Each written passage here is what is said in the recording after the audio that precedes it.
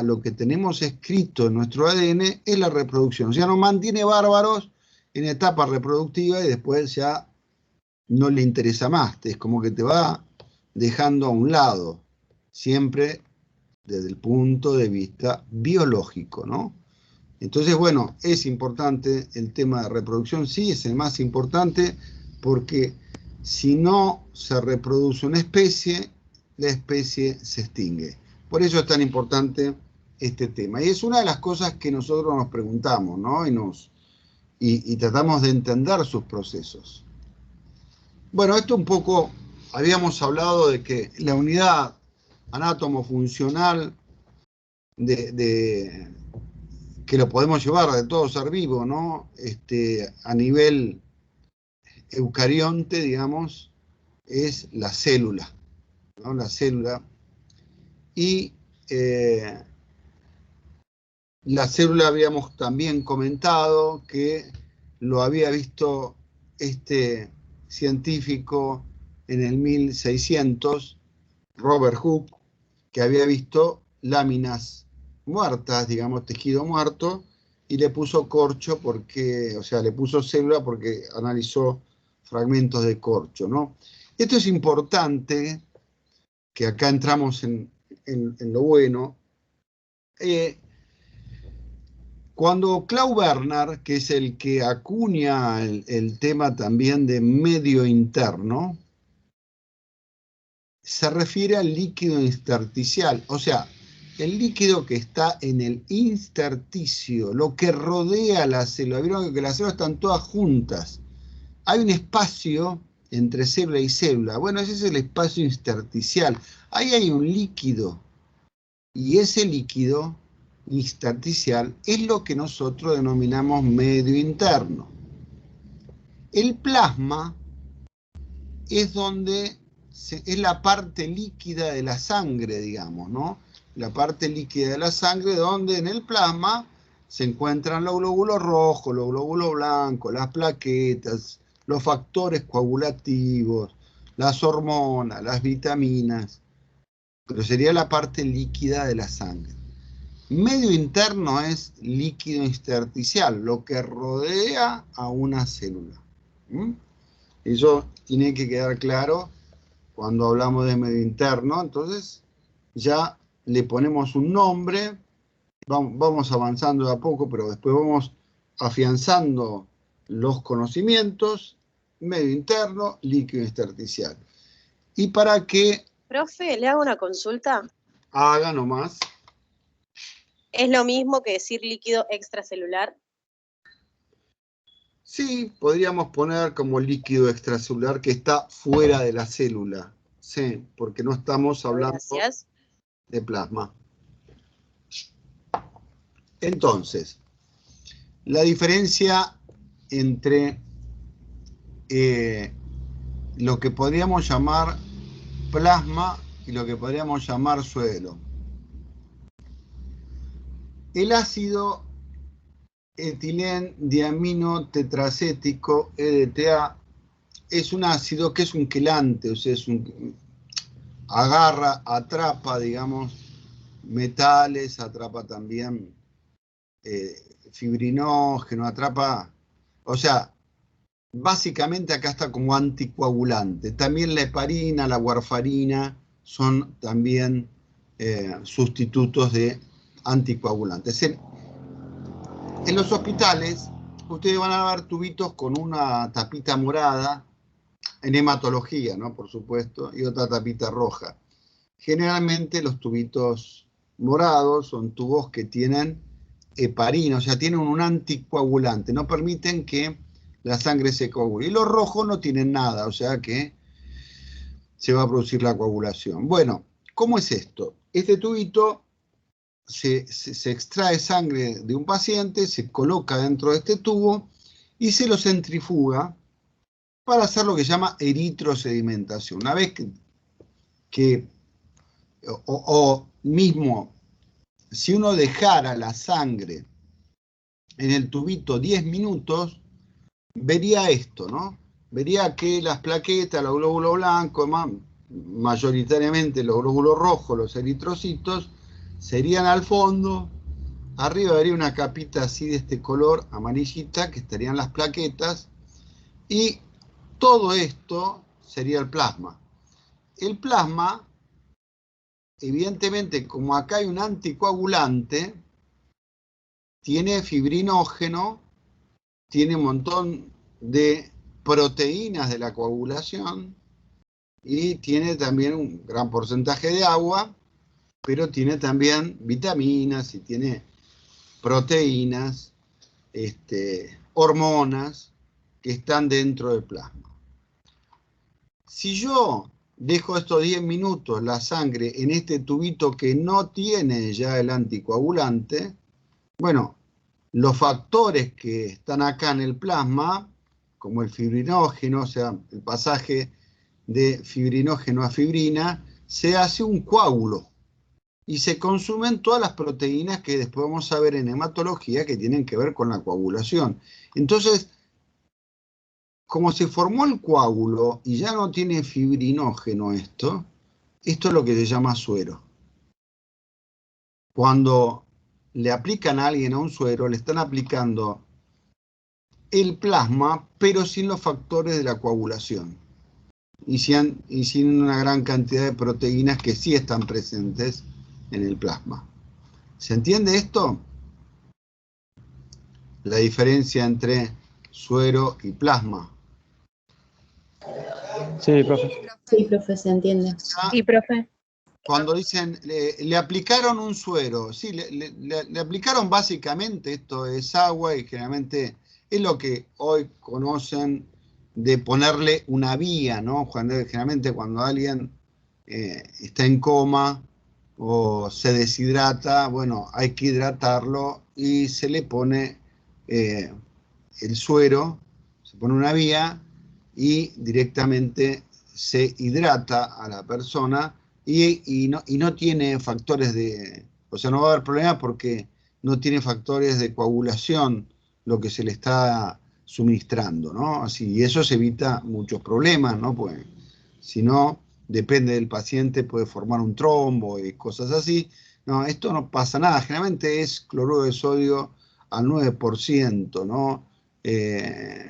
Esto es lo más frecuente que ustedes ven que tiene un paciente que se está hidratando o en terapia intensiva, que no puede por ahí ingerir comida, pero se le va hidratando, entonces tiene la vía puesta y entonces va recibiendo esta cantidad de líquido.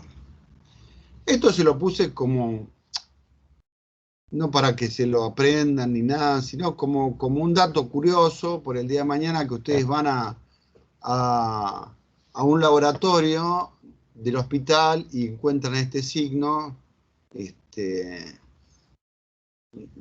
ustedes lo conocen como sigma de sumatoria, ¿no? O sea, el contenido suficiente, por ejemplo, para 10 ensayos, o contenido suficiente para 5 aplicaciones. Aparece esto. Fecha de caducidad, que aparece esto y la fecha. Límite de temperatura, por ejemplo, esto cuando ustedes ven las vacunas que llegan, tiene este símbolo y la temperatura. No congelar, por ejemplo, volumen después de la reconstitución. Esto es muy frecuente cuando ustedes tienen un medicamento, un factor activo farmacológico, que una parte viene en polvo y otra parte viene líquida, ¿no? Y tienen que mezclar las dos partes en un tubito.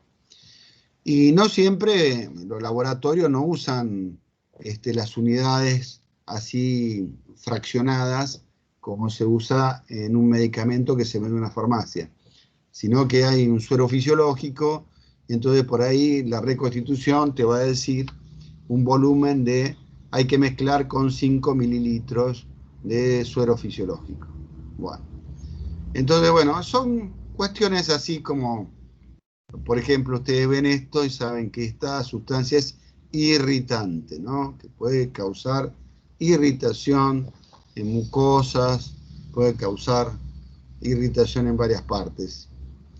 Pero está al solo hecho de curiosidad, ¿no? Nadie te va a tomar nada de esto, ¿no? Es como, bueno, quizás el día de mañana vos estés en en terapia intensiva, porque sigas intensivismo, y de repente veas el laboratorio y veas un montón de estas etiquetas, te vas a acordar que alguna vez, yo esto lo vi en fisio, esto yo sé que hay algo que tiene que ver. Bueno, entonces pueden ir a buscar esto. Por supuesto que les puse algunas, hay muchísimas más, es a título nada más de curiosidad, de que si llegan a ver tubos o cajas o medicamentos con esos símbolos, bueno, sepan de qué se trata. Bueno, acá tenemos este padre de la biología que habíamos dicho que había trabajado el medio interno, pero sobre todo el concepto de homeostasis, ¿no? De mantener las condiciones biológicas humanas en un rango de parámetros constantes, pero básicamente en el medio interno, que después vamos a ver la importancia que tiene el medio interno. Entonces la homeostasia se refiere a esto, un pequeño cambio dentro de la estructura que podemos denominar, por ejemplo, pH, temperatura, alcalinidad, aumento o disminución de electrolitos, todo lo que tiene que ver con gases en sangre. Hay niveles críticos, si se cambia eso, entonces muy probablemente la persona pueda generar una patología, y si los cambios son muy bruscos, puede generar la muerte. Entonces la homeostasis trata de mantener estas condiciones constantes dentro del medio interno. Este concepto, como verán que fue en el 1857, en 1932 un fisiólogo que se llama Walter Cannon reformula esto de el concepto, sigue manteniéndose el tema de medio interno, entonces toma el medio interno y dice que hay que tomarlo dentro de un estrecho margen. Entonces, la palabra homeostasis, que ahí la tienen, significa en realidad constancia en la estabilidad de un medio, ¿no? Y siempre dentro de un rango, acuérdense la palabra rango, de variación. Entonces, esto lleva después a lo que Guyton trata de explicar, que para mantener el tema de la homeostasis se necesita que el organismo se autorregule a través de los estímulos que percibe del medio externo y mantenga esta condición de rangos constantes, porque si esos rangos se varían, podemos llegar a situaciones críticas, ¿no? Una situación crítica puede ser la muerte, ¿no? O sea, por eso hay que tener mucho cuidado. Esto, a ver, para que tengan idea, ¿no? Porque es un error frecuente, ¿no? Entonces, y como sé que tenemos muchas compañeras mamás que están siguiendo la clase y cuidando a sus criaturas, ojo con este error que es frecuente, ¿no? A veces le toman la temperatura y dicen, bueno, por lo menos fiebre no tiene.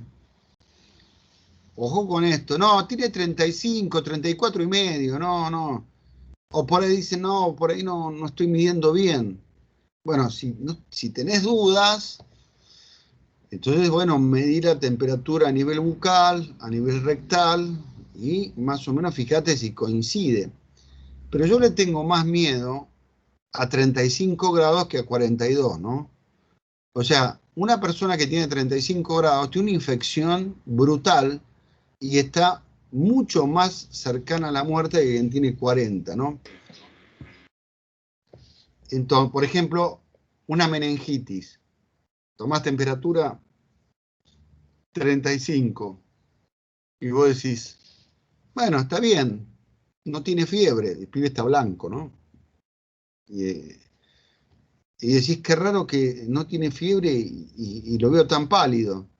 Una vasoconstricción infecciosa terrible. Hay que salir rajando para el hospital pediátrico, ¿no? Porque evidentemente, en el caso que sea un chico, le puede pasar a un adulto, por supuesto.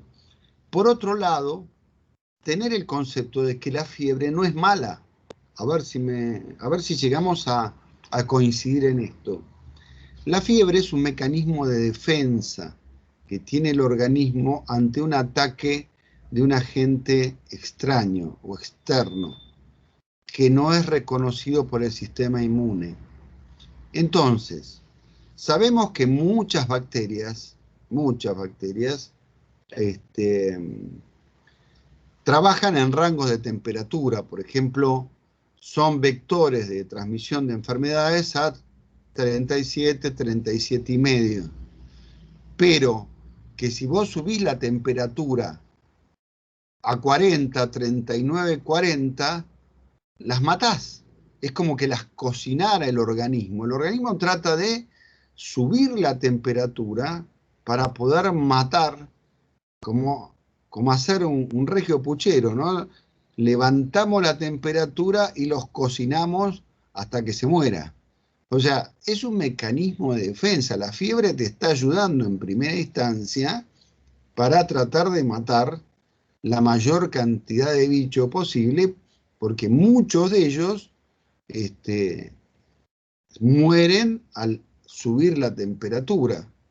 Hay gente que dice, no sé, le subió la fiebre alta, tuvo como un día así y después estuvo bien. Bueno, fue suficiente ese mecanismo.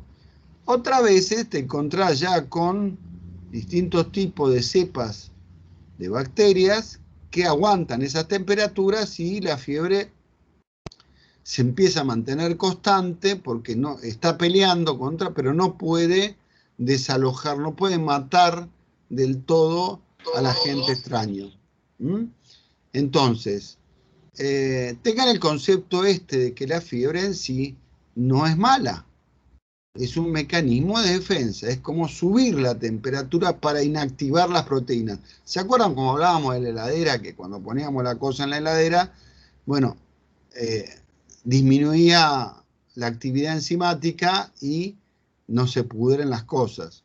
Bueno, cuando vos aumentás la actividad enzimática, o sea, de las proteínas, las destruís. O sea, ya a partir de los 42 grados en el ser humano hay ya rotura de la membrana plasmática de cada célula. O sea, ya se produce directamente una desfiguración espacial de las proteínas que conforman la membrana plasmática y la destrucción de la célula, ¿no? Por eso ya estamos en un estado grave, ¿no? Por supuesto que siempre en un rango de tiempo, ¿no? Si llegó a 42, pero bueno, después le dieron un antibiótico y lo trataron, lo hidrataron y no sé qué, bueno, entonces la cosa es ahora está con 42 y no baja y no hacemos nada y va a llegar un momento, es un paro cardíaco, ¿viste? Va a llegar a las enzimas cardíacas y se va a detener el funcionamiento cardiorrespiratorio, ¿no? Por una terrible elevación, digamos, de la temperatura. Bueno, acá, Profe, cuando entonces, hablamos... perdón. Sí, Entonces, digan.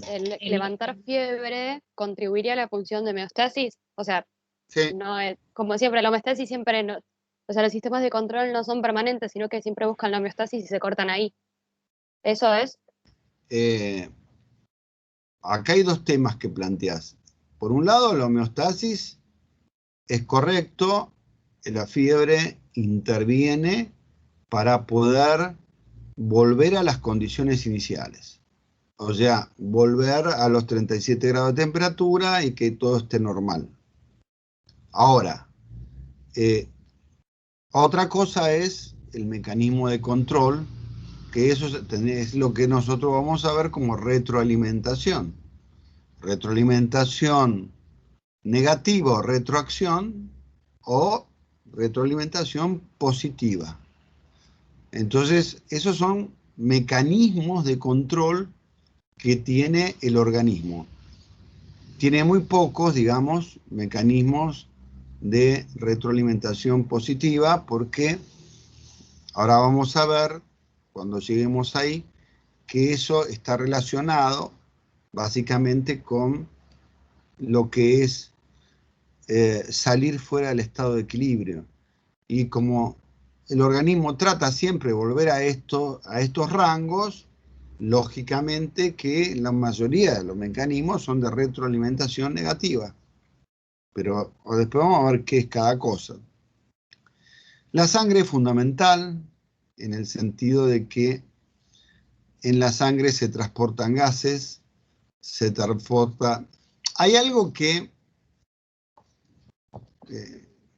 por eso siempre digo lo mismo, ¿no? En cada clase tenemos que aprender algo, ¿no? No nos podemos ir de la clase sin haber aprendido algo, ¿no?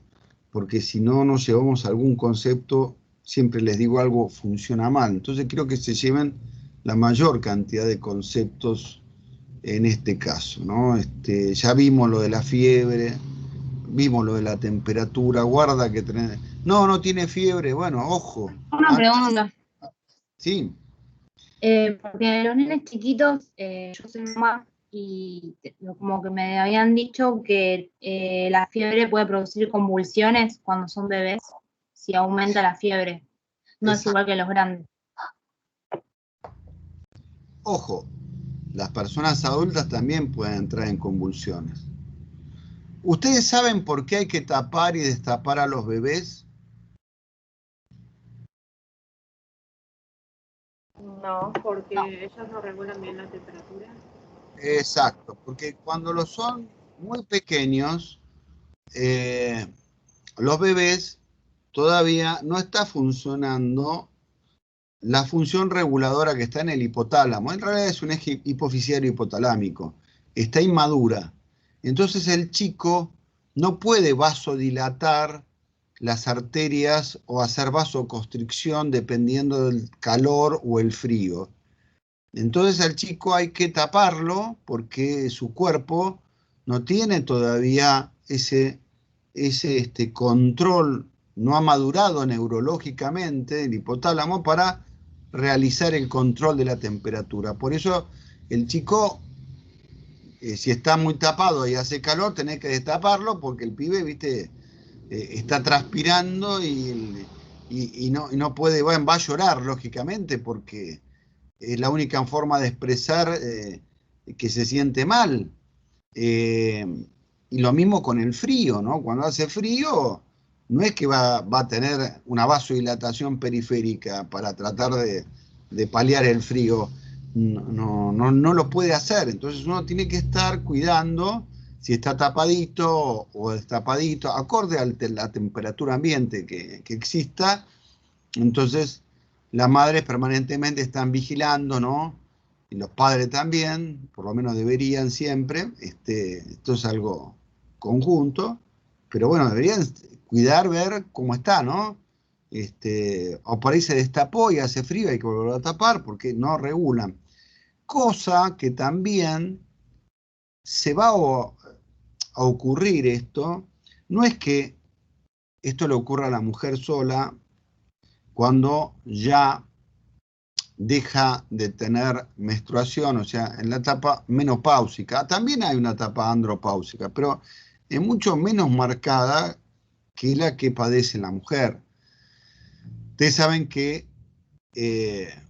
justamente los testículos están ubicados a nivel de la quinta lumbar y van descendiendo, formando el canal inguinal, ¿no? Para ubicarse ya a nivel pélvico. Por eso se hernian los hombres, porque originalmente fueron excavando, o sea, fueron bajando los testículos y fueron dejando ese canal. Como en la mujer está todo ahí selladito, no tienen las hernias. El hombre tiene hernias porque, fíjate que ese canal inguinal, ahí abajo tenés los intestinos, ¿no? Entonces, como una telita, se rompe, se desgarra y se te forma una hernia. Entonces, el hombre tiene una espermiogénesis, o sea, que lo vamos a ver en reproductor, como vamos a ver el ciclo menstrual y todo esto. La mujer nace con ovocitos 2 parados en preleptonema 1. O sea, no ovula, porque siempre el concepto de óvulo es un ovocito fecundado. Todavía no está fecundado, o sea, lo que elimina son ovocitos 2 parados en preleptonema 1. Pero bueno, para no hacer tanto bolonqui, entonces dice, bueno, está ovulando, ¿no? No está ovulando, no es un óvulo, pero bueno, ya el concepto ha quedado así para que la gente lo comprenda mejor. Imagínate tener que decir ovocito 2 parada en preleptonema 1 sería un poquito largo, ¿no? Entonces, bueno, el tema es que la mujer nace con determinada cantidad de ovogonias, células reproductoras de estos ovocitos, y nace con una cantidad ya determinada al nacer. Y esos ovocitos, cuando se acabe el último, o sea, vamos a ponerle el caso para que se entienda mejor. Si la mujer tiene 24 años, la célula que se va a fecundar tiene 24 años. Si la mujer tiene 48 años, la célula que se fecunda tiene 48 años de edad. En cambio, el hombre, la espermiogénesis se produce cada 120 días y no se corta. ¿Qué quiere decir esto? Bajará el nivel de testosterona, pero el tipo tiene 80 años y sigue formando espermiogénesis. O sea, sigue todavía siendo fértil. ¿Se entiende esto? Entonces, la mujer, en un momento determinado de su vida, que generalmente está alrededor de los 50 años, dependiendo siempre de la genética y de otros factores, pero promedio, ponerle a partir de los 50 años, entre los 50 y los 60, deja de tener menstruación, o sea, ya eliminó su último ovogonia, o sea, la mujer pasa a ser infértil, o sea, ya no se puede fecundar, ya no hay célula, digamos que... Entonces esto causa, porque cuando veamos el ciclo menstrual, causa un montón de desbalances en los mecanismos de homeostasis. ¿Y qué afectan? Afectan el eje hipoficial hipotalámico, o sea, básicamente se afecta el hipotálamo. Entonces se pierde la regulación de la temperatura. Es muy común en una mujer que está pasando por el periodo posmenopáusico que al no regular la temperatura, igual que el bebé, de repente dice, uy, tengo un calor inmenso y vos te estás muriendo de frío. Te dice, abrí las ventanas que tengo un calor. Y vos ves que, claro, son todas reacciones hipotalámicas. O de repente hace un calor terrible y dice, tengo un frío, y vos decís, estamos frente a un calor excesivo. Ay, yo tengo frío, cerrá todo, prendé la calefacción. Bueno, esto es porque se están produciendo desregulaciones hipotalámicas, que ya la vamos a ver en endocrino, donde, al igual que la criatura, no pueden regular la temperatura. No es una cuestión así vulgar como dice, ay, bueno, le agarra la histeria. No, no, flaco, es una cuestión fisiológica. No es una cuestión de que lo hace por jorobar ni nada por el estilo, es que no está regulando la temperatura. Y bueno, hay que tratar de ver cómo ir regulándola y ayudándola en ese trance. El hombre tiene, pero muy leve, muy poquito, es casi nada, en comparación a la mujer que tiene esta situación posmenopáusica. Así que sepan que la desregulación de la temperatura tiene que ver con eso. Y dentro de la sangre, y esto es lo importante que quería comentarles, cuando veamos transporte de gases en sangre, sobre todo el CO2 y el oxígeno, o sea, el dióxido de carbono y el oxígeno, Principalmente, sepan que hay un oxígeno que está dentro del glóbulo rojo y que, digamos, hay una molécula que se llama hemoglobina que tiene afinidad, ya la vamos a estudiar en detalle esta molécula, y cómo capta oxígeno, protones, y por eso es un anfolito buffer, ¿no? O sea que tiene grupo amino y carboxilo la hemoglobina, entonces también contribuye al equilibrio ácido-base. El tema es que piensen que hay oxígeno libre también, y hay CO2 libre también en sangre. Y cuando vos medís la saturación, estás midiendo la saturación de oxígeno libre, no el oxígeno que está dentro del eritrocito, el oxígeno que anda circulando libremente en sangre, que son conceptos que después lo vamos a aclarar bien cuando veamos gases en sangre, que es todo un tema, ¿no? Larguito y complejito. Pero bueno, esto y la forma, cómo se transporta el bicarbonato en sangre a través de CO2. Ya lo vamos a ver después, ¿no? La forma principal de transporte de bicarbonato es CO2.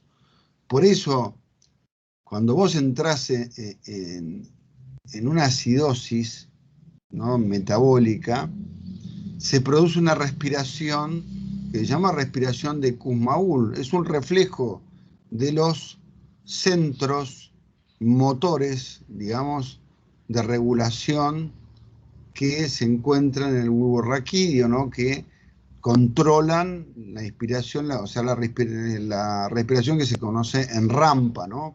Centro inspiratorio dorsal, centro amnéutico, neumotáxico. Bueno, el tema es que cuando vos encontrás que una persona empieza a respirar, le voy a hacer la respiración, sería como una agitación. Es una cosa así que no para, y vos decís, dejá de respirar así. Es que no es que está respirando a propósito, es un reflejo. Está hiperventilando para eliminar la mayor cantidad de CO2 porque está en acidosis. Por ejemplo, acidosis alcohólica. Entonces el tipo empieza a tener respiración de Kussmaul y el tipo está tratando de sacar la mayor, está hiperventilando, porque lo que trata de sacar, ojo que es automático, es un reflejo, no es que el tipo está respirando así porque lo está controlando conscientemente, no. Se activa automáticamente un mecanismo de retroalimentación negativa que trata de sacar el CO2 como venga, ¿no? O sea, trata de hiperventilar.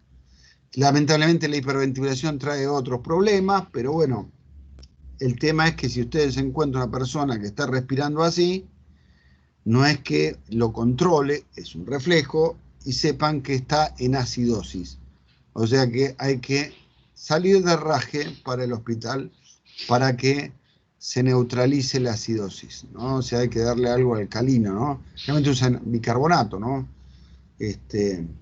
Va a depender también de si tiene problemas de hipertensión, porque tampoco le vas a dar un tipo hipertenso bicarbonato de sodio y no le vas a enchufar sodio porque la presión se le dispara por el sodio, entonces se usan otro tipo de sustancias alcalinas. Acá mucho no nos vamos a detener porque, bueno, el tema es que la difusión la vamos a ver en transporte de sustancias. El tema es que hay, digamos, sustancias hidrosolubles y sustancias liposolubles. Y ustedes me dirán, ¿qué le podemos sacar a este comentario que usted nos hace? Bueno, muchas, no sé si vieron, por ejemplo, vieron que el otro día hablábamos de la palpación mamaria. Eso es porque me estoy hidratando, ¿no? Porque si no, acuérdense que uno cuando habla pierde mucha cantidad de líquido, ¿no? O sea, a veces cuando hablas mucho, ya a la mañana hablé 3 horas seguidas, imagínense que llegamos acá y uno está tratando de hidratar. Por eso tenemos el mate cerca. El tema es que, vieron que hay ciertas vitaminas, por poner un ejemplo, la vitamina A es liposoluble. ¿Qué quiere decir? Que cuando vos la consumís, esto va al hígado, atraviesa las membranas de los hepatocitos y después circula por todo el organismo, pero es liposoluble, entonces cualquier célula la absorbe y es difícil de sacar, es difícil de eliminar, porque como es liposoluble pasa la barrera esta fosfolipídica, esta bicapa fosfolipídica de la membrana plasmática, y se empieza a hacer complejo de sacar este medicamento. Está bien, el hígado tiene lo que se llama biotransformación hepática, que le agrega a estas sustancias ácido glucurónico, tratando de que el organismo la interprete como hidrosoluble y la elimines a través de la orina, a través del filtrado renal o a través de la defecación. Pero hay que tener cuidado porque hay muchos remedios que uno no sabe y son liposolubles y por ahí están dando vueltas durante bastante tiempo dentro del organismo y generando efectos adversos. Hay gente que dice, no, pero hace como 3 meses que no tomo, así que eso no es. No sé si no es, porque por ahí tomaste una cantidad durante muchos años y por ahí, como esto es liposoluble, todavía estás impregnado de esta sustancia. Entonces, guarda, siempre ver, siempre mejor consumir sustancias que sean hidrosolubles. Porque acuérdense, lo liposoluble atraviesa la membrana y nunca se termina de eliminar. Por eso, viste que la vitamina A uno puede tomar hasta cierto punto, pero no puede tomarse uno todos los días porque te intoxicarías con vitamina A. Por otro lado, bueno, esto lo vamos a ver cuando veamos farmacología y veamos lo que es efectividad, lo que es receptores, sobre todo farmacocinética y farmacodinámica, cuando veamos un poquito el tema de la acción de los fármacos, dentro de canales que vamos a ver ionotrópicos y metabotrópicos, no importa porque esto después lo vamos a desarrollar, pero es importante tener en cuenta que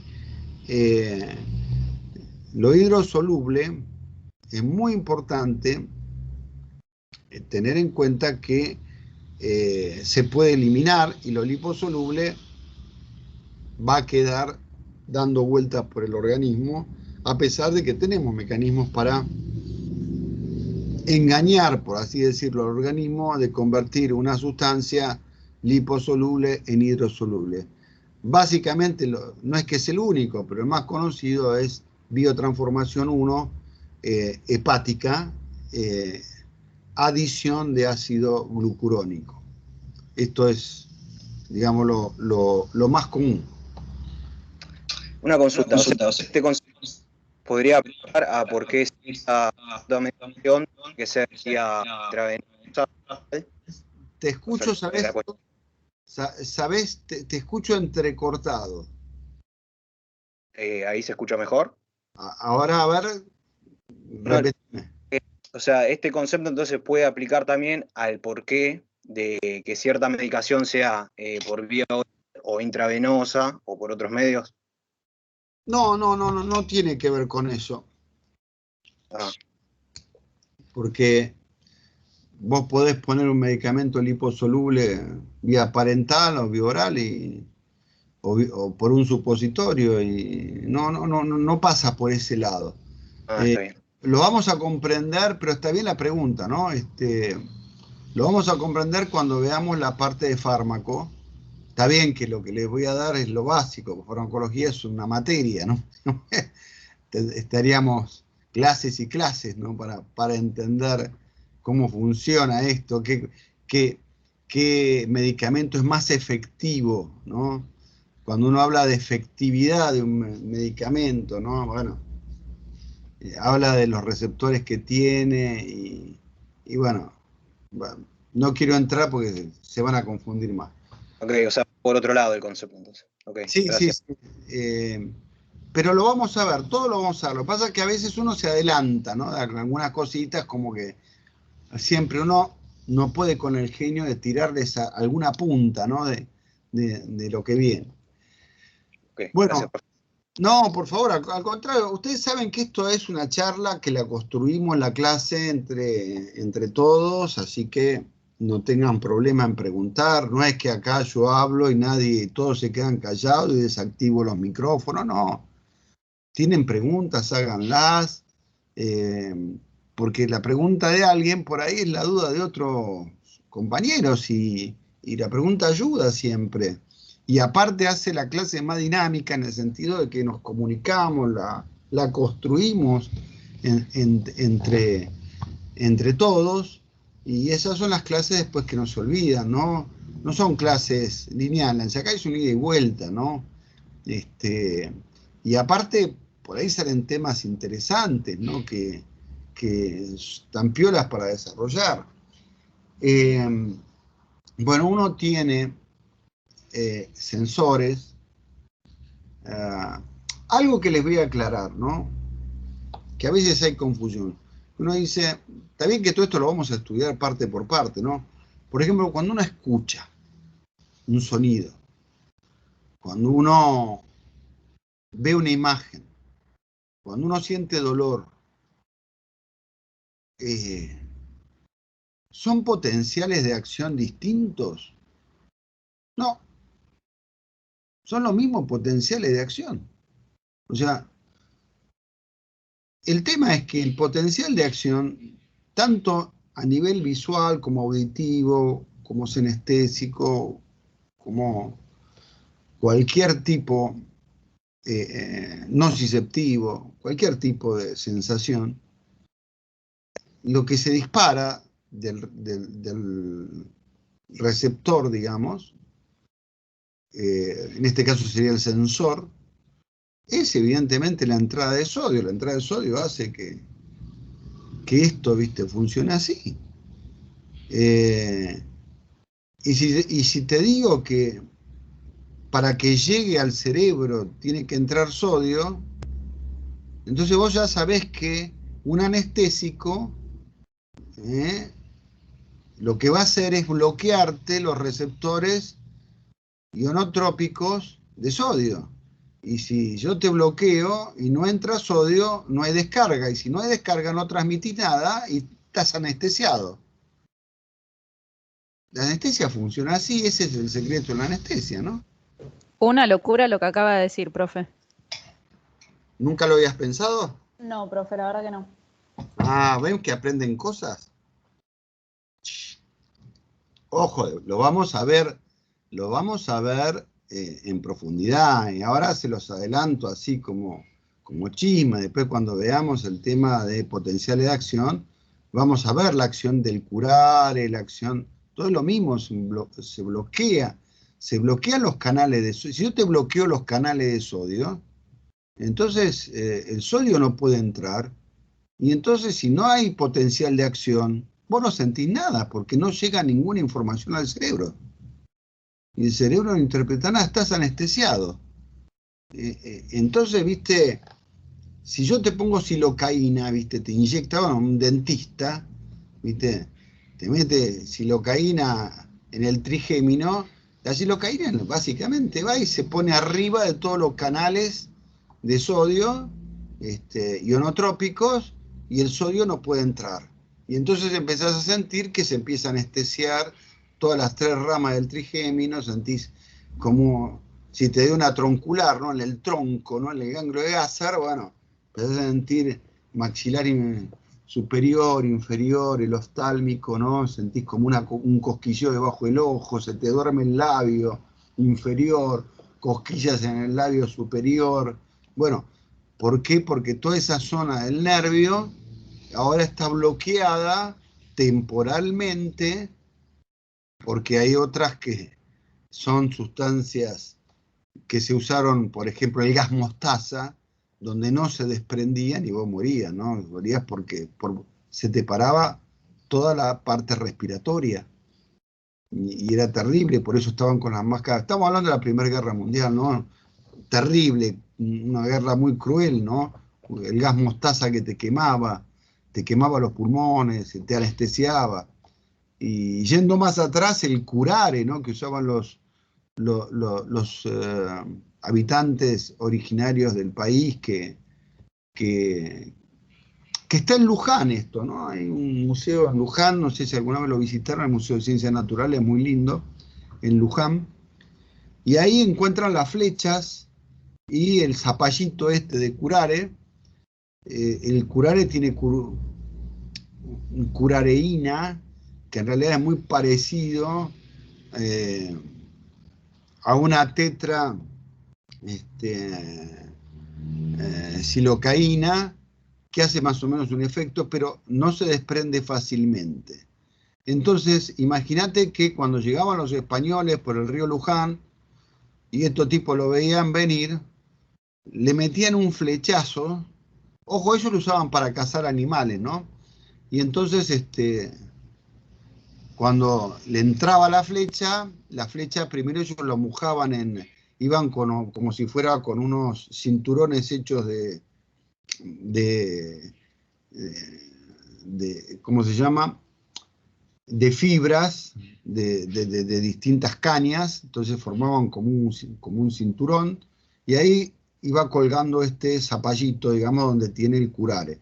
Ellos mojaban la flecha, tiraban la flecha y el curare entraba en sangre. Entonces imagínate, el tipo quedaba paralizado, pero consciente, y veía venir los indios que venían afilando el cuchillo, ¿no?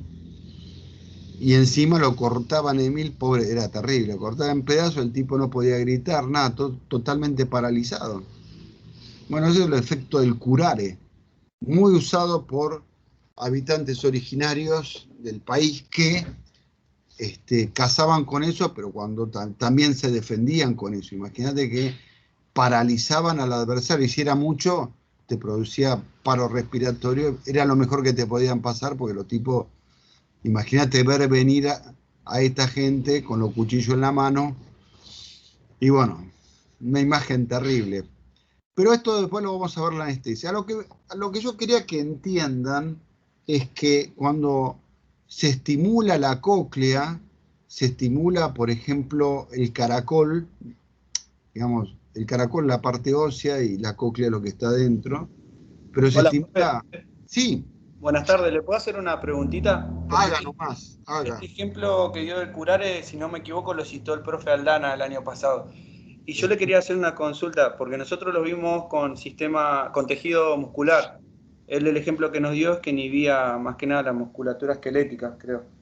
Y yo quería saber si a la parte del sistema cardíaco no la inhibía porque, o sea, depende del sistema nervioso autónomo, o porque tengo entendido que quedan paralizados nomás.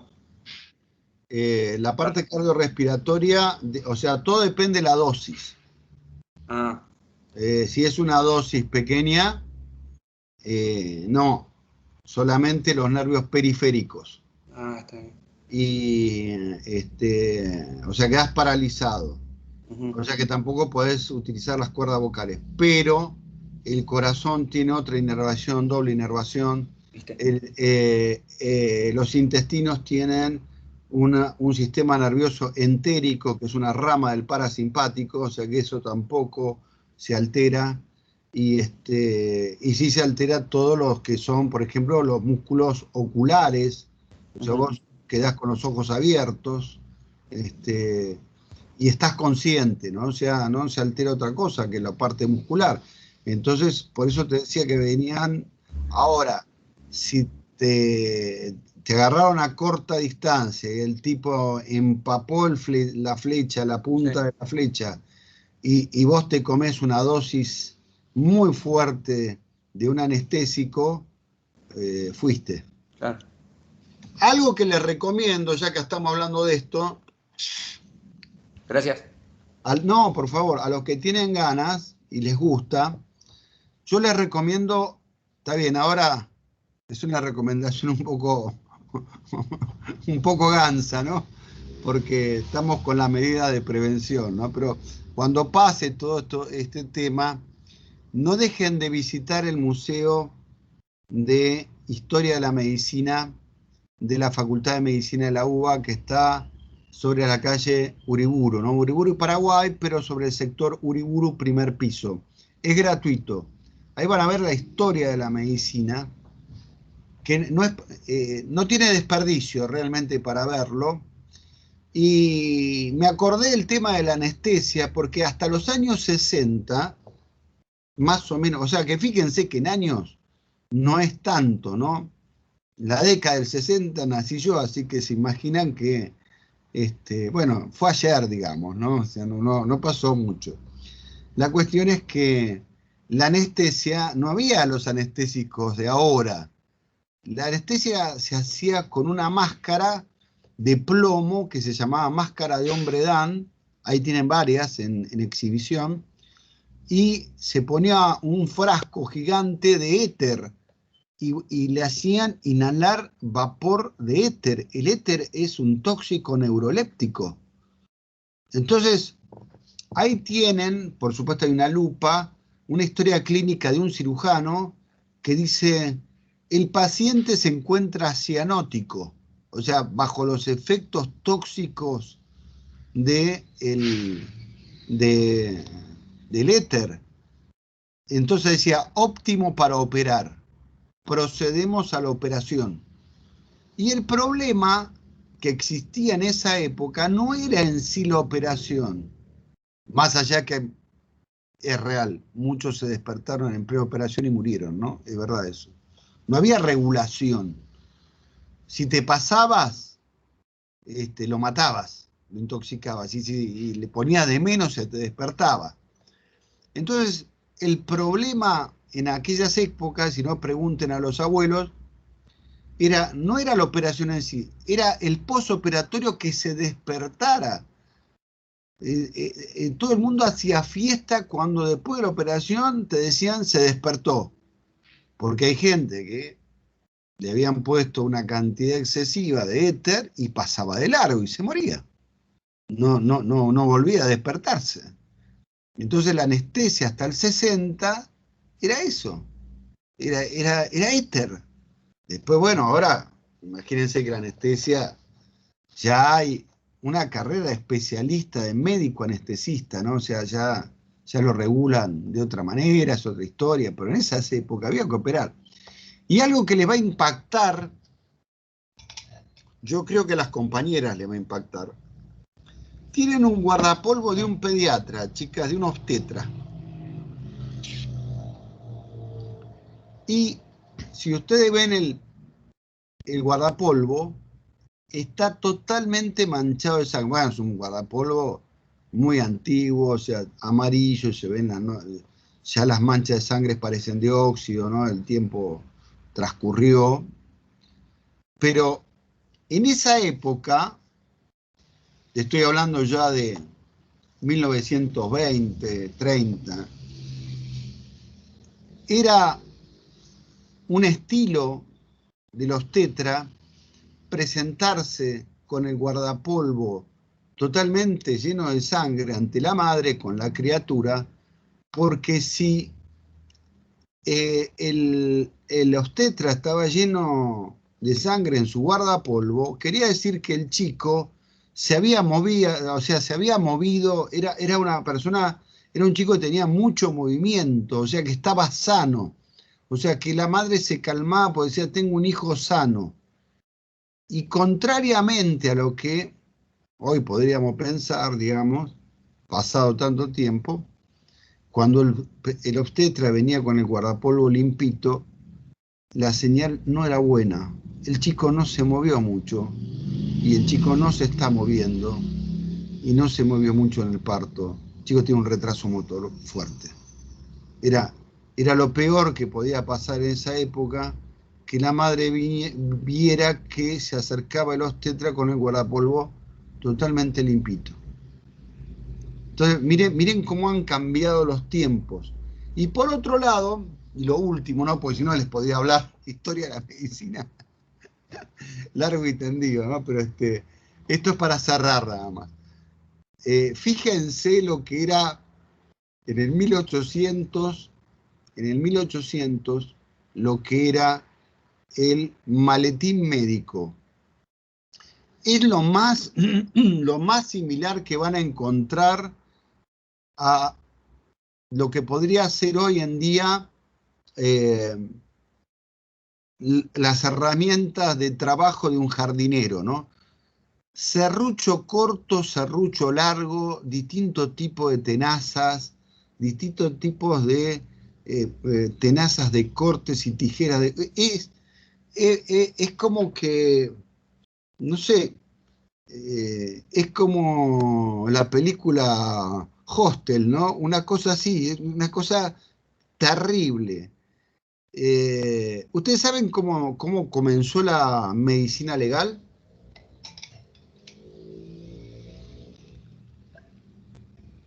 ¿Alguien sabe? No, profe. No, profe. Bueno, la medicina legal nace en Francia porque los médicos en un momento tenían un autoritarismo terrible y nadie le podía discutir nada. Lo que había dicho el médico era palabra sagrada y todo el mundo se calla la boca. Era así, ya no es así hace mucho tiempo, ¿no? Pero, ¿qué pasaba? Cuando venían los partos y se complicaba el parto, ¿qué pensás que hacía el muchacho de la época, en el 1800? Entonces decía, enfermera, serrucho largo. Le pasaban el serrucho, se está trabando el bracito, cortaba el bracito. Se está trabando la piernita, cortaba la piernita. Y el tipo quedaba sin un brazo, sin una pierna, cuando no moría, ¿no? Este aquí que una persona en Francia, en un parto, le cortaron las dos piernas para sacarlo, supuestamente porque era la única manera que tenía de sacarlo. Bueno, esta persona lo denuncia porque crece, por suerte creció sin piernas, y lo denuncia con un abogado, que ahora no me acuerdo el nombre del abogado, muy conocido, y le hacen juicio y se lo gana y queda el antecedente. Entonces ya no pueden hacer lo que quieren, porque entonces ahí aparece la medicina legal en Francia, por esto que les acabo de decir, esto de los partos, y después de todas las acciones y mala praxis que se las tragaba la tierra, las tapaba la tierra. Ahora ya vos tenés que dar cuenta de todas tus acciones, pero no siempre fue así. Así que imagínate lo que era en esa época. Y los tratamientos de esa época eran varios, ahí tienen uno, era o sangría o purga. Dependía, no había mucho. Según cómo te veía el tipo, decía, bueno, hay que hacer una sangría. O si no, había que hacer una purga, te daban un purgante. ¿Saben cómo se hacían las sangrías? Ahí tienen en vidriera de la facultad, del museo, son como unas polveras así de metal que tienen una especie de palanquita que cuando vos tirás de la palanquita salen 4 como si fuera puntas de bisturí que se te clavan en la muñeca. Todo esto al paciente lo ataban en una silla con cintas de cuero, tanto en el esternón como en los brazos y las piernas, y abajo ponían una palangana. Le ponían esa pulserita, tipo no se podía mover, crack, y entrabas a desangrar. Digamos. Bueno, esa era la famosa sangría. No sé qué pensaban que curaban, pero bueno, la cuestión es que o era sangría o era purga. Bueno, ahí tienen las cosas que el día de mañana, cuando todo esto esté bien, esperemos lo antes posible, los que tengan ganas pueden ir a verse el Museo de Historia de la Medicina de la Facultad de Medicina de la UBA en el sector Uriburu, como para que vean cómo era la medicina y la evolución de la medicina, ¿no? Bueno, acabamos de decir que lo importante son los sistemas de control. Esto que hablábamos de mantener la homeostasis, mantener la regulación. Entonces, cada órgano forma un sistema. Y estos sistemas de tipo biológico tienen sensores, tienen distintos receptores de control que tratan de que la acción que se produce sobre ellos, la respuesta sea volver otra vez al estado inicial, o sea, regular. Va a haber variaciones que pueden fluctuar y fluctúan dentro de un parámetro de rango, pero que después tienen que volver a su estado inicial. Eso es lo que llamamos nosotros control por retroalimentación. Acá vemos que el oxígeno tiene una función amortiguadora dentro de la hemoglobina, que después lo vamos a ver, cómo el oxígeno tiene una función buffer o anfolito, pero cuando estudiemos moléculas de hemoglobina, que la vamos a estudiar al detalle, y no solamente eso, sino que hay distintos tipos de hemoglobina, ¿no? Hemoglobina A, B, delta, S, hay un montón de tipos de hemoglobina. Nosotros tenemos la A2, la normal, se llama hemoglobina A2. Y el CO2, que es un estimulante del centro respiratorio, por eso en la acidosis empieza a estimular el centro respiratorio y la persona entra en hiperventilación, se hiperventila. Por otro lado, el CO2 es un relajante, ¿no? Vamos a poner un ejemplo. ¿Alguna vez vieron a un parrillero calentón? Lo debe haber, pero digamos, generalmente vamos a ir a lo más casero. El que se pone a hacer el asado, viste que es un tipo que está tranquilito, ¿no?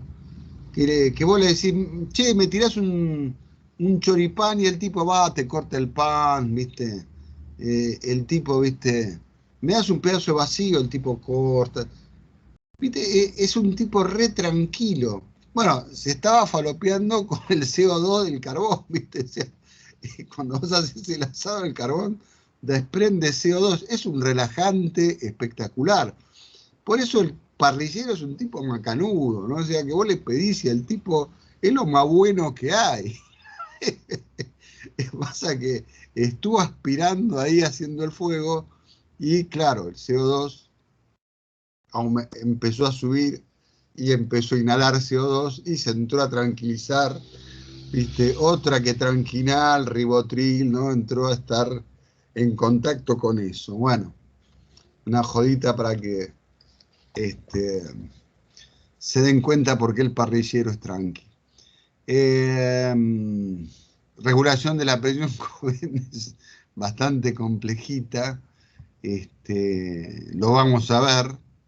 Y todo eso que están viendo, que parece japonés, chino básico, no es tan complejo como parece.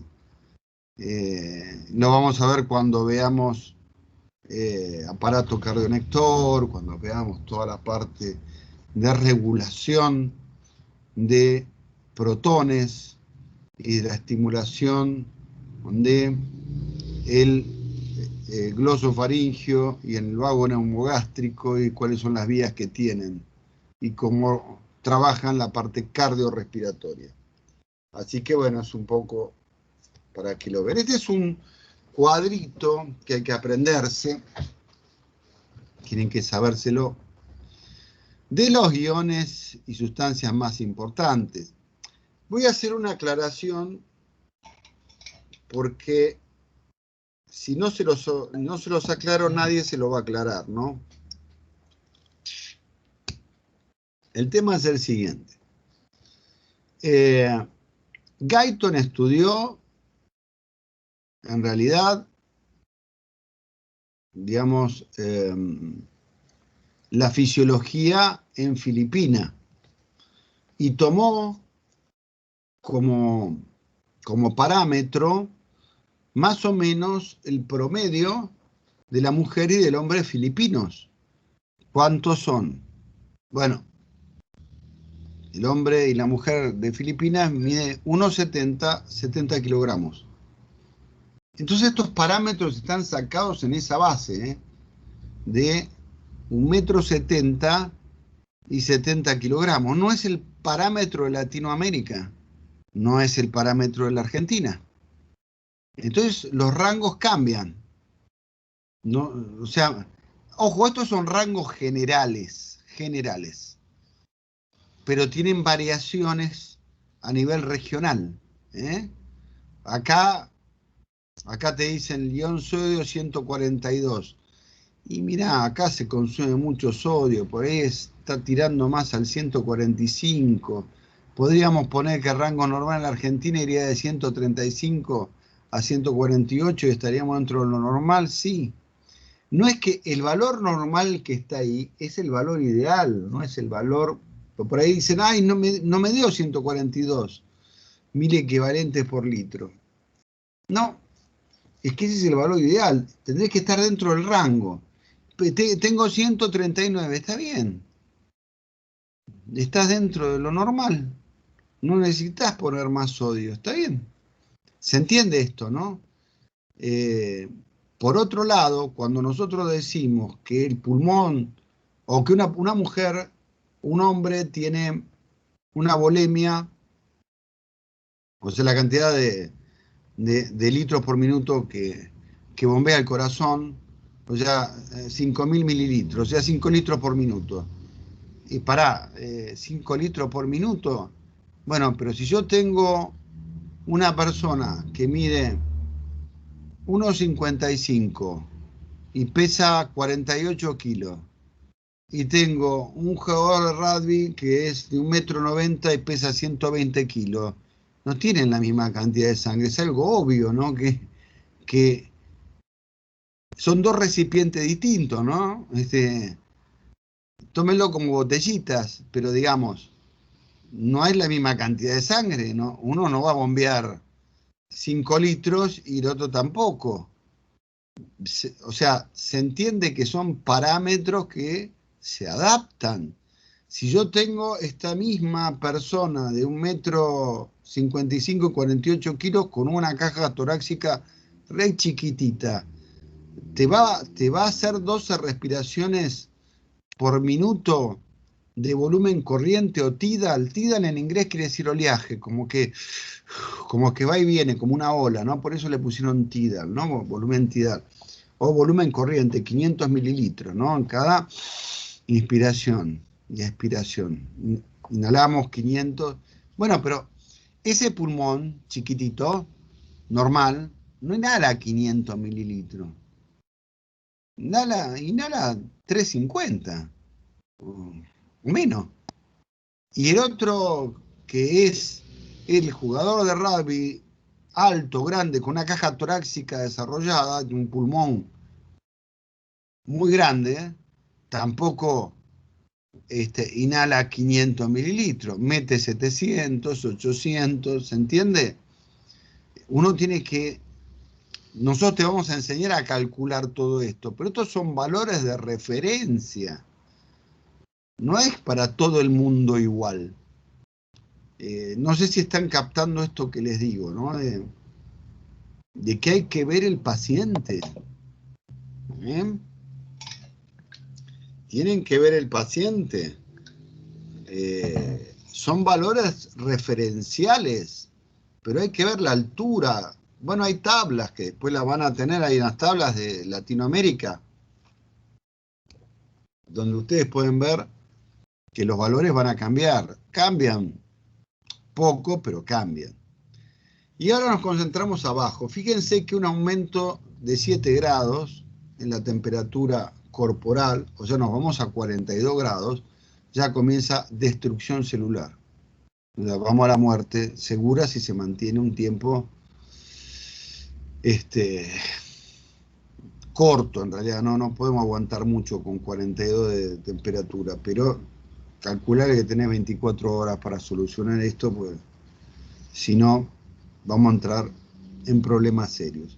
Fíjense que un aumento o disminución de 0,5 concentración de hidrogeniones en 7.4 podría ser letal. Estamos hablando del pH, o sea, la acidez y la alcalinidad. Nosotros tenemos 7.4 a nivel sanguíneo, a nivel de plasma, ¿no? Si aumenta o disminuye por acidosis o alcalosis, bueno, ahí vienen los comas alcohólicos, ¿no? Una acidosis que cambió el pH y el pH se acidificó, se fue a 7, a 6,9, 6.8 y ahí la persona paro cardíaco, ¿no? Por ejemplo, la disminución del potasio genera parálisis. El aumento del potasio a nivel del estriado cardíaco produce directamente que se provoquen latidos tipo flan, ¿no? O sea, se detiene el corazón. Está bien que el potasio se regula a través de otro ion que es el magnesio. La disminución de calcio a menos de la mitad, generalmente en la Argentina estamos entre 90 y 100 miligramos por 100 centímetros cúbicos, puede producir irritación y convulsiones. Ahora entienden por qué los chicos que asisten a escuelas y son de barrios vulnerables y no comen son tan agresivos, porque no tienen azúcar en sangre. Profe, Sí. Romina habla. Yo tengo tipo 1 a 6 años, pero los primeros años me ha pasado que yo llegué a estados de irritabilidad mental terrible y yo hasta no empezar la carrera no me enteré que era por las hipoglucemias. Yo he llegado a 28 de glucemia en sangre. Mirá. Y a mí me agarraban ataques que nada, ni siquiera los diabetólogos me explicaban que era porque el cerebro se alimenta exclusivamente casi de glucosa. Sí. Bueno, no le... A mí me pasaban esas cosas que empezaba por ahí, lloraba y gritaba, parecía como un ataque de bipolaridad o así, cuestiones extremas que acá se asustaban todos hasta que le encontramos la vuelta.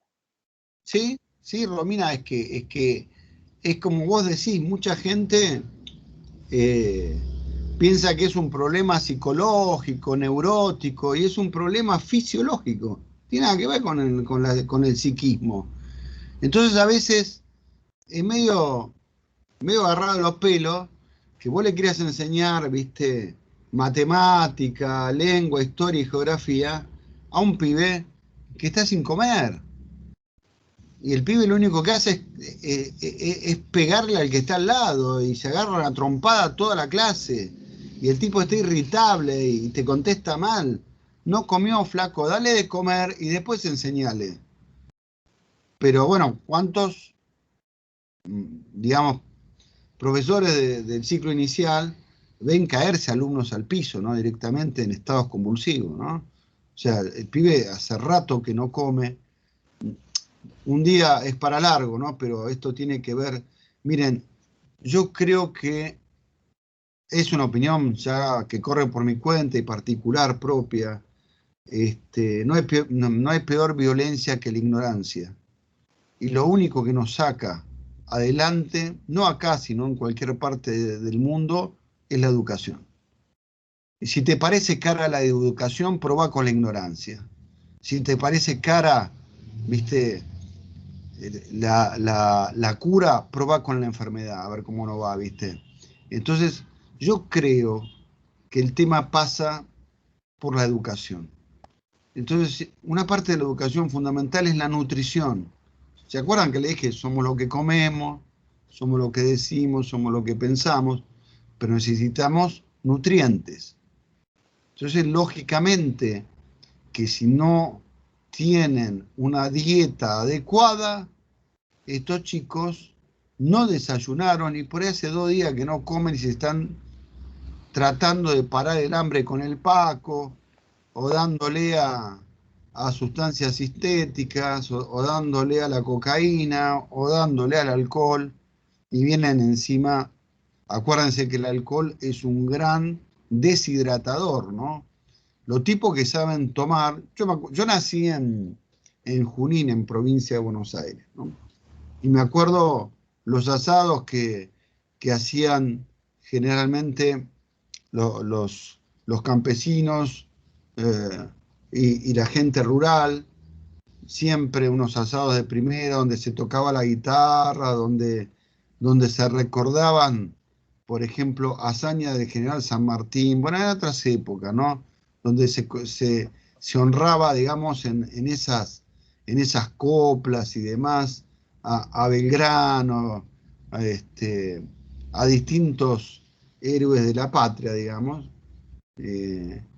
Me acuerdo que los tipos que sabían tomar eran asados que empezaban a las 6 de la tarde a hacer el fuego a quebracho, que el quebracho se enciende con astilla de quebracho, y bueno, ahí estaqueaban algún ternero o estaqueaban algún chivito, un cabrito, y claro, había vino que se hacía en el lugar porque era una comunidad italiana y vino patero y demás, y la cuestión es que el tipo que sabía tomar era vino de Dama Juana, se tomaba un vaso de vino, un vaso de agua, un vaso de vino, un vaso de agua, o sea, no se deshidrataba, orinaba como loco, eso es cierto, pero no perdía la cordura, ¿no? Porque estás justamente regulando una dilución. Ahora, imagínate el pibe que no caza un fulba de esto, va a una previa, se toma 1 litro de vodka y lo internamos, ¿viste? Con un coma alcohólico, con una acidosis metabólica cercana a la muerte, cuando no zafa y quedó ahí. Bueno, lo mismo pasa con las drogas sintéticas. Ustedes ya lo han visto y lo saben, que por ejemplo, en Costa Salguero, cuando hacen estas fiestas electrónicas, que atrapan los dealers y no sé qué, o por lo menos eso es lo que dicen, porque siempre se siguen falopeando con lo mismo, producen una deshidratación grande, ellos lo saben, y por eso consumen botellas y botellas de agua mineral. Termina de eso y son millones de botellas, porque los turros que hacen, cortan el agua de los baños para que el tipo no pueda tomar agua en el baño y te va a comprar a precio sideral, se hacen la guita vendiendo agua mineral. No es que los chicos son sanos, mirá, toman agua mineral. No, saben que si no toman agua mineral se caen, porque se están falopeando. Pero bueno, es una cuestión que todo el mundo la sabe esta. La idea es que ven que pequeños valores que puedan disminuir, ya sea a nivel electrolítico, ya sea a nivel de pH, ya sea a nivel de gases en sangre, si uno está hipoventilando, un lugar cerrado. No sé si les ha pasado muchas veces en el subte, no hay aire. Ahora están poniendo aire acondicionado, pero antes no había aire. Y la gente en verano se desmayaba, cada 2 por 3 se caía uno. Estaba hipoventilando, ¿no? Una cantidad de CO2 inmensa y la persona se cae. Te pasaban los colectivos, en los trenes, ¿no? Cada 2 por 3 se descompensa a alguna persona porque no hay ventilación, ¿no? Un tema jodido. Bueno, pero les queda claro que igual esto lo vamos a ver en distintas unidades y estos rangos, algunos lo vamos a modificar un poco. Pregunta que se ha hecho a la mañana. Cuando ustedes tomen el parcial, nos vamos a basar en estas tablitas, porque estamos estudiando el Guyton. Por eso yo le dije, cómprense la edición 13, esta tablita está, y vamos a tomar esto como valores de referencia. Haciendo la salvedad que les acabo de decir, ¿no? Que esto es hecho en tablas donde se experimentó en seres humanos que tenían esa talla y ese peso, unos 70 kilogramos. No quiere decir que eso lo adaptes a todo el mundo, ¿no? Habrá que tener el conocimiento fisiológico como para poder calcularlo, y sí se puede calcular, ¿eh? Sí hay tablas para calcular y fórmulas para calcular. Así que eso lo iremos viendo. Bueno, un poco de bioquímica. acerca del pH, léanlo, porque igual lo vamos a ver después, para no entrar con la matemática a esta altura. Fíjense acá, cuando vamos al pH gástrico, bien ácido, ¿no? 0 lo máximo. Fíjense que el pH gástrico tiene 2.0. Fíjense la Coca-Cola, 2.5. ¿Te das cuenta cuando el pibe se baja 2 litros de Coca-Cola y no comió nada? Y empieza a tener una acidez que galopa. Y me duele la panza, mamá. Y se bajó 2 litros de Coca-Cola y no comió nada. Mirá el pH gástrico y mirá esto. Y bueno, flaco, como para que no estés con una acidosis, ¿no?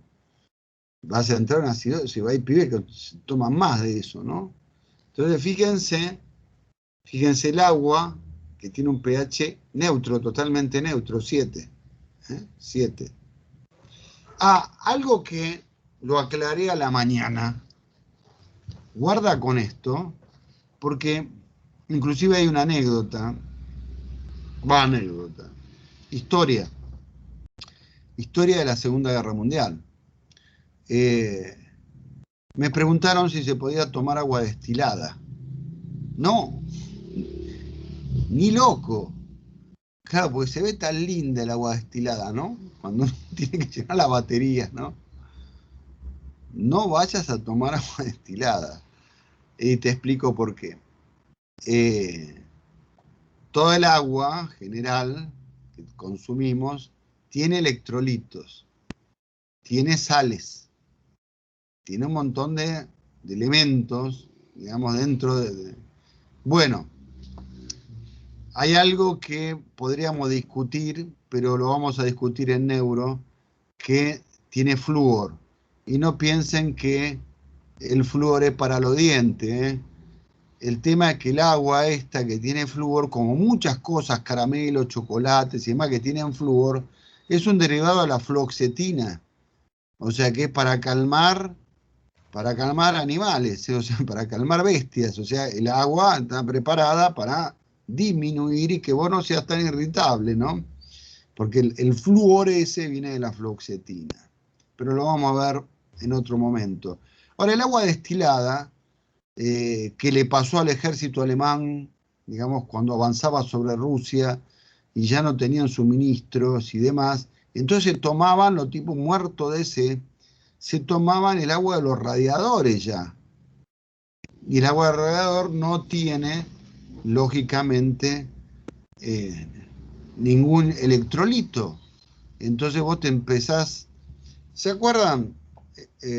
No sé si en el ingreso lo vieron, qué pasa cuando vos pones sales dentro de un glóbulo rojo y le pones agua sin electrolitos. Empieza a absorber agua, el sodio que hay adentro, el potasio, empieza a absorber agua hasta que produce una crenación y explota. Entonces agua destilada, nunca. Ahora, si vos tenés agua destilada y le empezás a meter electrolitos, bueno, ya no es destilada, ¿no? Entonces la convertís en un agua bebible. Pero ¿qué pasa? Si vos tomás agua destilada, lógicamente que se te van a crenar todos los rojos. Entonces hay que tomar agua con los electrolitos correspondientes. Bueno, fíjense que la saliva tiene un factor alcalino. No solamente tiene un factor alcalino, podemos saber que la saliva tiene lactoferrina, tiene tialina, y saben que la saliva en realidad es bactericida, se la considera como un elemento innato, digamos, de defensa. Por eso es que los perros se lamen las heridas, porque se están desinfectando. Y por eso un perro, cuando te ve una herida, te lame la herida tratando de desinfectarte. Porque es instintivo. ¿Se entiende? A mí me encantan los bichos. De hecho, tengo una husky que ya un día se la voy a mostrar. Que bueno, ya tiene 5 años. Bueno, pero es pesa como 60 kilos, ¿no? Es un lobo, es lo más parecido a un lobo. Y como es una nena, Mishka, me da bola cuando quiere, ¿no? O sea, cuando quiere me da bola, cuando quiere mimos, entonces viene. Cuando yo le quiero hacer mimos, ni en pedo, ¿viste?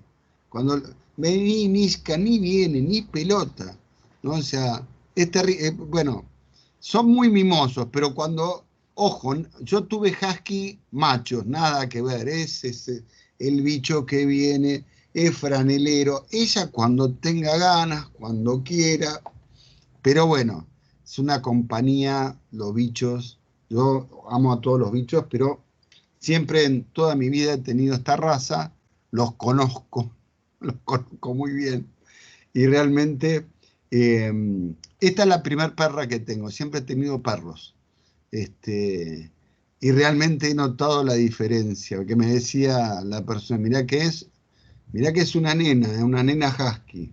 Yo dije, bueno, qué diferencia. Ah, la pucha, el carácter que tiene, terrible. Pero esos sí son hiper fieles compañeros. Y esta raza es lo más cercano al lobo que existe, lo más cercano al lobo. Si alguien tiene husky, va a saber de qué le hablo. Siberiano, bueno, lo conocen así. Bien, fíjense la sangre como varía ya, tirando alcalina, 738, 742, fíjate que ya acá estamos en el 7.4, ¿no? Y todas estas cosas las iremos viendo. Fíjate la alcalinidad del jabón, 9 a 10. Por eso hay jabones que queman. Ah, algo que aclaré también, guarda con esto también, ¿no? Los jabones, y sobre todo los jabones blancos que se usan para lavar la ropa, mucha gente no tiene lavarropa y lava a mano la ropa con jabón blanco. Tienen cantidades inmensas de sodio. Cuando generan estas grasas, se hace con grasa y con sales de sodio, más otras cosas más, en YouTube hay miles de videos de cómo hacer jabón, pero la cuestión es que tiene mucho sodio. Y guarda que el sodio atraviesa, este tipo de sodio, atraviesa la piel. Y cuando vos estás lavando mucho, ropa con jabones blancos, acuérdense, jabón blanco de lavar ropa, jabón común, ¿no? Lavar la ropa, podés llegar a tener hipertensión. Esto yo lo descubrí porque una vez en el hospital de clínica, cuando yo estudiaba, vino una mujer a tratarse de hipertensión y dijo, bueno, usted tiene que bajar violentamente el sodio, señora, porque usted está consumiendo mucho sodio, hay que bajar el sodio. Bueno, resultante que la mujer hace una dieta, vuelve y tiene más sodio todavía del que vino. Entonces dice, no me mienta que usted estuvo comiendo sodio, ya le dije que no le ponga más sal, es que no le puse. Y uno tiene que creerle a los pacientes, hay formas que vos decís, vamos a darle la oportunidad de la duda, ¿no? Y cuando hablo, una de las preguntas es, ¿a qué se dedica? Y bueno, yo lavo ropa en domicilios y demás. Y le pregunté, ¿qué usa? Jabón. ¿Qué tipo? Jabón blanco. Y en tabla de lavar de madera. Bueno. Entonces yo le dije una cosa, mire, cómprese guantes.